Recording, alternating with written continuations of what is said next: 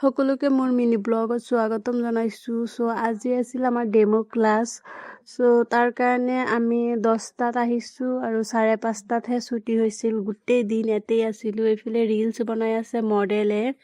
তাৰপিছত মেম আহিলে, মেম আহি এইফালে হিয়াৰ ক্ৰপ কৰিল। তাৰপিছত এইফালে ফাৰ্ষ্টলৈকে লাষ্টলৈকে কি মুখত এপ্লাই কৰিছে, কেনেকা মেকআপ কৰাইছে, কি টেকনিক আছে সকলো দেখাইছে ইয়াত। তাৰ কাৰণেই দেৰি হৈছে। কেনেকা ফটোশ্বুট কৰিব লাগে, কেনেকা ভিডিঅ' কৰিব লাগে চববোৰেই আমাক দেখাইছে ক্লাছত।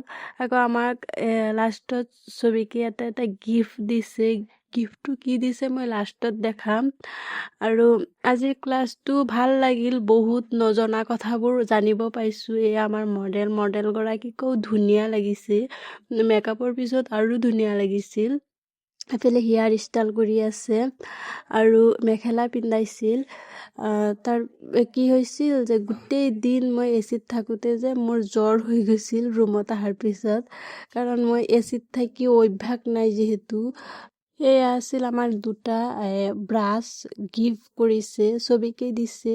এটা কাজল লগোৱাৰ ব্ৰাছ আৰু এটা আইলিনাৰ লগোৱাৰ ব্ৰাছ হয়। ধুনীয়া গিফ্টটো। ভিডিঅ'টো চাই কেনে পাইছে কমেণ্টত জনাব।